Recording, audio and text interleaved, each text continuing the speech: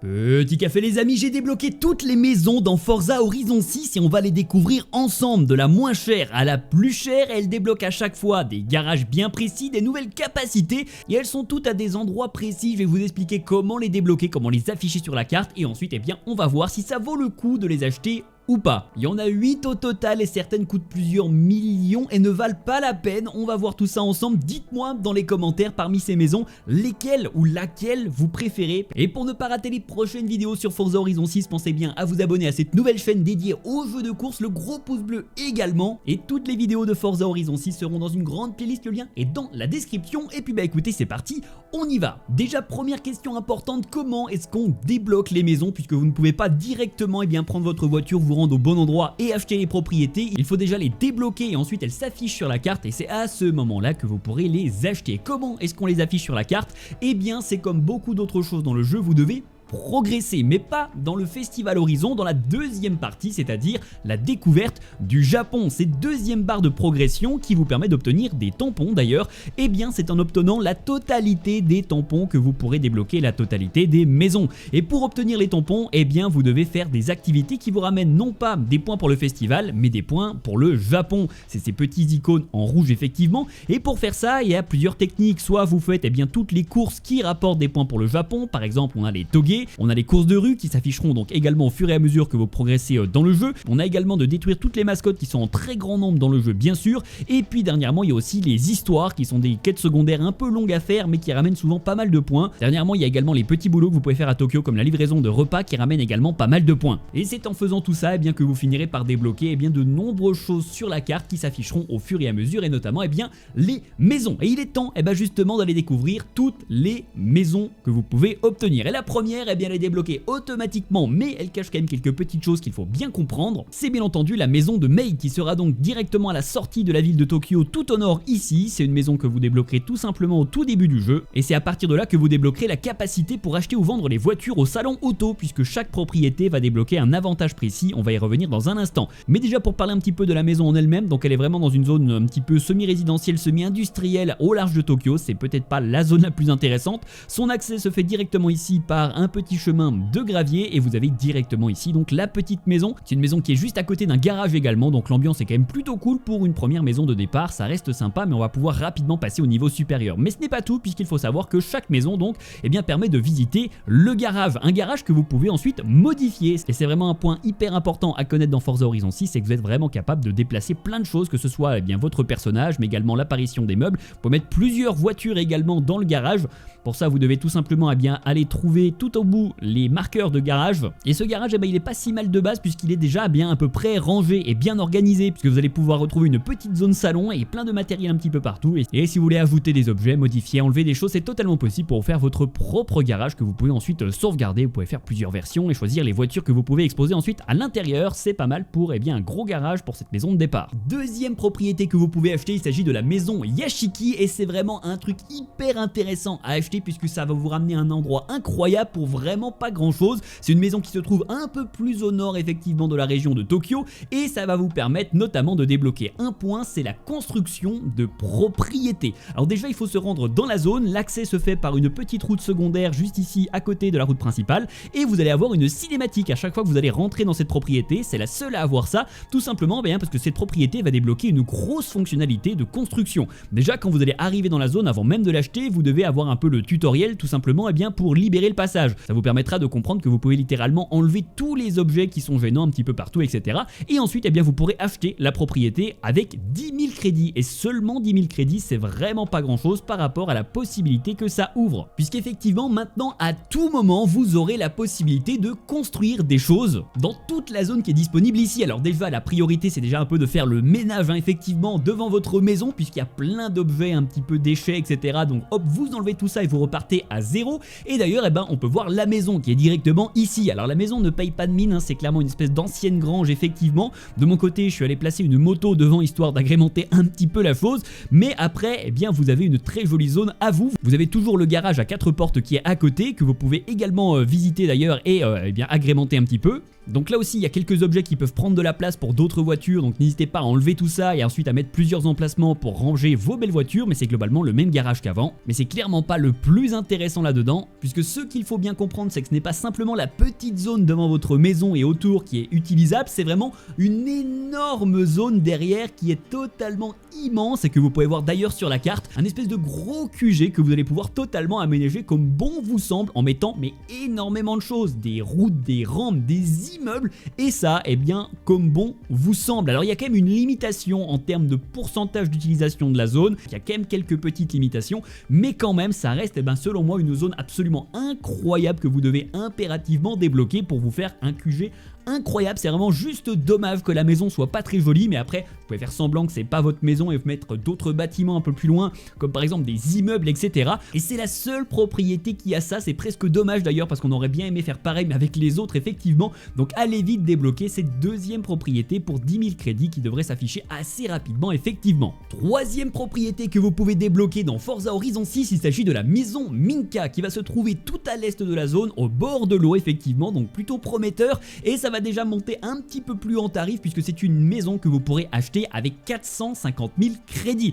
qui va avoir comme avantage eh bien, le fait de débloquer 10% de crédits supplémentaires sur les épreuves fun en cascade de Horizon, donc vraiment juste un peu plus de crédits sur certaines épreuves, ça vaut pas forcément le coup d'acheter la maison juste pour ça. En termes d'esthétique c'est la petite déception peut-être, on s'attendait à une belle maison au bord de l'eau mais on est plutôt sur un port de pêche voire un port industriel effectivement et la maison c'est oui juste ça, une toute petite maison super fine, vraiment style japonais à fond et pas une jolie résidence malheureusement au bord de la plage. Et puis il y a énormément de déchets autour comme vous pouvez le voir avec des conteneurs etc. Et donc tout ça n'est pas modifiable, n'est pas enlevable malheureusement. C'est pour ça qu'on aurait aimé comme le garage ou comme la propriété juste avant, et bien le fait de pouvoir modifier tout ça, d'enlever un petit peu tous ces déchets et de nous refaire une jolie zone beaucoup plus sympathique, mais non malheureusement vous n'aurez pas le droit à ça. Le garage c'est exactement le même que les autres, 4 portes et une fois à l'intérieur vous pouvez voir que lui a particulièrement beaucoup de déchets, principalement des déchets en rapport avec les bateaux, plein de bâches, de barques, etc. Tout ça peut bien sûr être enlevé pour faire de la place et remettre vos voitures bien comme il faut en vous installant une nouvelle zone. Donc plus de 400 000 crédits pour une maison qui est pas incroyable en termes d'esthétique, qui a un emplacement un petit peu différent des autres, mais pas forcément incroyable non plus. Je pense que clairement ça ne vaut pas le coup. Gardez vos crédits, bon achetez-la si vous voulez les collectionner bien sûr,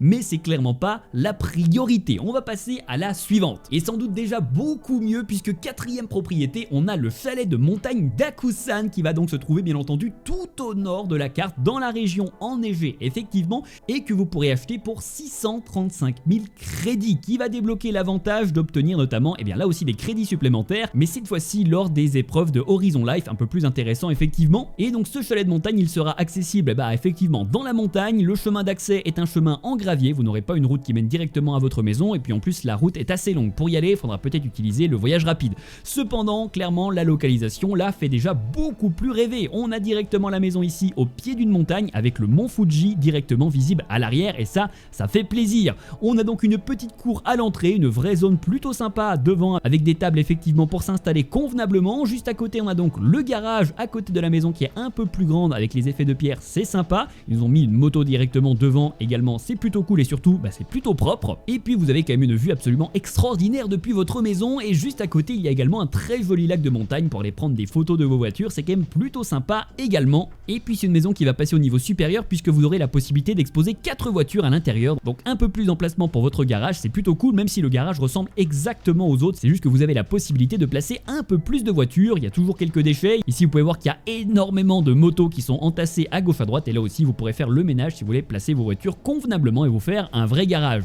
Donc clairement beaucoup mieux déjà pour cette maison, pour un peu plus de 600 000 crédits, ça peut valoir le coup effectivement si vous voulez une maison à la montagne. Mais il est temps de passer à la suite. Propriété suivante, il va s'agir de la maison de la mer de nuages du mont Fuji qui se trouve donc dans une autre zone au nord de Tokyo, vraiment perdue dans les montagnes ici, pas très loin de l'aéroport également, mais ça n'a rien à voir avec votre maison. Elle va coûter ici 830 000 crédits et celle-ci aussi peut clairement valoir la peine pour l'acheter. Déjà en termes de capacité, vous allez pouvoir gagner 10% de crédits supplémentaires en faisant les petits boulots d'Horizon, les livraisons de repas, etc. C'est un petit bonus, mais ça vaut pas le coup d'acheter la maison juste pour ça. Mais ce qui vaut le coup, c'est clairement sa localisation. Alors elle est perdue un petit peu dans les montagnes effectivement, l'accès se fera également par un chemin en gravier, mais vous la repérez très facilement puisqu'elle est entourée de cerisiers en fleurs, ce sera particulièrement joli durant les saisons de printemps et surtout vous êtes enfin face à une maison traditionnelle japonaise particulièrement jolie avec un super jardin qui est très bien décoré et votre garage qui est juste à côté et accessible par une petite route. La maison a également une très belle vue sur les montagnes à l'arrière comme vous pouvez le voir et avec les fleurs de cerisier qui tombe, c'est quand même absolument magnifique. En plus la maison est quand même plutôt cool. Donc là aussi pour la localisation et la collection, c'est clairement une très belle maison à acheter, même si elle commence à coûter un petit peu plus cher. Au niveau du garage, c'est exactement pareil que les autres. Vous aurez donc 4 places pour placer vos voitures, à condition de faire un petit peu de ménage dans les quelques objets qui ne servent à rien, encore une fois, qui ont été placés ici de base. Donc la maison de la mer des nuages est quand même vraiment cool. On a le mont Fuji un petit peu en arrière-plan également. Ça vaut clairement le coup de l'acheter dès que vous aurez assez d'argent. Propriété suivante, il s'agit du Soko 78 et on retourne dans la ville de Tokyo et on part cette fois-ci sur la droite de la ville, juste à côté de la zone industrielle effectivement, et ce n'est pas pour rien puisque eh bien c'est un entrepôt que vous pourrez acheter ici qui va avoir donc la capacité import-export qui va simplement réduire de 5% le prix des voitures que vous pourrez acheter au salon auto. Quand vous allez commencer à acheter des voitures très chères, ça peut faire une grosse différence, donc peut-être de quoi rentabiliser le prix qui est quand même assez élevé, 980 000 crédits, presque 1 million de crédits, ça commence à faire mal, surtout que c'est peut-être un peu décevant quand même, puisque donc vous allez retrouver votre entrepôt directement dans la zone industrielle, vous pourrez le repérer assez facilement avec le numéro 78, et donc cet entrepôt, on aurait pu se dire que ça allait placer beaucoup plus d'emplacements pour les voitures. C'est pas du tout le cas. Vous aurez donc un garage tout à fait classique à côté et c'est seulement ce garage que vous pourrez tout simplement utiliser. L'entrepôt en lui-même ne sert à rien, on ne peut pas le visiter, on ne peut pas placer plus de choses à l'intérieur. C'est vraiment juste pour le RP en mode import-export, comme ça les voitures coûtent un petit peu moins cher, mais c'est tout. Ouais, c'est un peu décevant à mon avis je trouve. Le garage de base effectivement il est rempli de meubles que vous pourrez également enlever en passant pas mal de temps dessus, mais c'est tout. Si vous faites le tour de votre entrepôt, ça ne servira pas à grand chose, il n'y a vraiment rien à voir et pas vraiment d'intérêt. Donc quasiment 1 million de crédits pour un entrepôt qui ne sert à rien, c'est probablement le plus gros scam en termes de propriété de tout le jeu, donc économisez vos crédits pour l'instant, n'utilisez absolument pas 1 million pour ça, surtout pour 5% de réduction. Bon, au début on gagne tellement de voitures, ça a peu d'intérêt, donc à la fin, quand vous aurez énormément d'argent, que vous n'aurez plus besoin d'acheter quoi que ce soit, pour finir votre collection, pourquoi pas, mais le fait qu'on puisse pas rentrer dans l'entrepôt quand même, grosse déception. Avant-dernière propriété, il va s'agir de la maison de Tokyo, qui se trouve à Tokyo effectivement, mais cette fois-ci, on reste dans la ville, mais de l'autre côté, on part du côté gauche effectivement, avec une maison qui peut être sympa effectivement, puisque elle a une capacité incroyable, elle va vous permettre d'obtenir un tirage quotidien tous les jours dans le jeu, et sans cette maison, c'est pas le cas. Donc clairement de l'acheter pour avoir un tirage quotidien, ça peut être sympa, mais attention, c'est une maison qui coûte 3 millions de crédits quand même, donc il faut quand même faire beaucoup de tirages pour la rentabiliser. Mais sur le long terme, pourquoi pas, et surtout que si vous avez eu l'édition premium du jeu, c'est totalement différent puisque cette maison sera gratuite, mais pas pour autant débloquée de base. Donc si jamais vous avez le pass VIP du jeu, allez vite la débloquer, ce serait dommage de passer à côté de tous ces tirages. Elle se trouve donc vraiment dans un quartier résidentiel très calme de Tokyo, juste ici également avec une petite dose de cerisier, et la maison est également dans un style japonais assez traditionnel et plutôt sympa, donc avec un côté jardin, une source chaude également juste à côté, quelques arbres vraiment jolis, et donc juste à côté vous avez encore une fois le garage qui dénote un petit peu, encore une fois le gros bloc avec les 4 portes, c'est vrai que ça fait quand même très différent par rapport à la maison qui est juste à côté. Le garage de base est plutôt rigolo en termes d'aménagement puisqu'il y a un gros salon avec énormément de bornes d'arcade, on est à Tokyo effectivement, mais encore une fois vous pourrez l'aménager totalement si vous voulez placer plusieurs voitures à l'intérieur, donc plutôt sympa pour cette maison. Si vous l'avez gratuitement c'est incontournable, mais si vous devez l'acheter 3 millions de crédits, là aussi c'est peut-être pas la priorité absolue, ça commence à faire vraiment très cher, c'est en réalité la maison la plus chère du jeu si vous l'avez pas gratuitement, donc là aussi peut-être attendre un petit peu avant parce que ça commence à faire très cher. Et donc dernière et ultime propriété, peut-être la meilleure, en tout cas moi celle que je préfère et je pense que ce sera pareil pour la majorité des joueurs, il s'agit de la maison de la vision qui sera donc sur les hauteurs de Tokyo et que vous pourrez acheter pour 1 500 000 crédits, ça reste une belle somme mais ça paraît déjà beaucoup moins cher que celle d'avant. Et elle aura comme avantage d'augmenter votre score de prouesse quand vous allez être en coopération dans le jeu. Pour ceux qui jouent à plusieurs, ça peut être un petit truc intéressant à débloquer effectivement.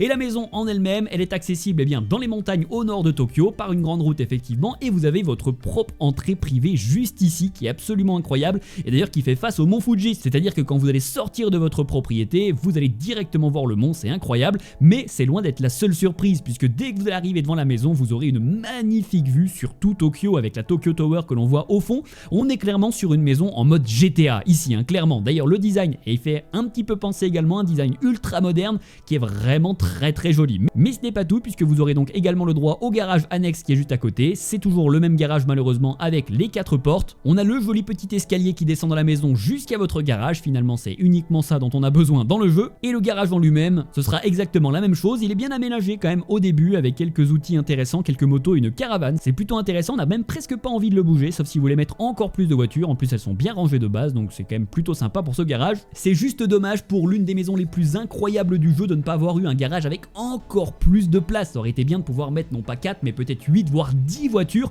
un peu comme dans un GTA Online là où on les enchaîne et tout, ça aurait été incroyable, mais malheureusement ils n'y ont pas pensé. Peut-être que ça arrivera dans le futur avec des mises à jour etc. Si c'est le cas on pourra en reparler, mais cette maison est quand même absolument incroyable et pour 1 500 000 crédits c'est pas tant que ça dans le jeu, ça monte quand même assez vite, ça peut valoir le coup d'aller la débloquer. Le plus gros problème c'est celle que vous débloquerez tout à la fin quand vous obtiendrez les derniers tampons de la visite de Tokyo, donc faut déjà avoir fait pas mal de choses pour l'obtenir effectivement, mais ça reste plutôt sympa. Dites-moi dans les commentaires parmi ces maisons, laquelle vous préférez, celle où on peut construire notre QG même si la maison est moche, ou plutôt celle-ci si vous deviez en choisir qu'une seule. Dites-moi laquelle. Perso quand même la construction du QG, je trouve ça quand même vraiment cool. Dites-moi tout les amis, mais c'est pas fini, il y a plein d'autres choses à débloquer dans le jeu, on en fait plein de vidéos, donc pour ne rien rater, pensez bien à vous abonner et activer la cloche, le gros pouce bleu également, et toutes les vidéos dans la grande playlist bien sûr, le lien est dans la description. Allez voir ça et on se retrouve très vite. En attendant n'oubliez pas les petits cafés.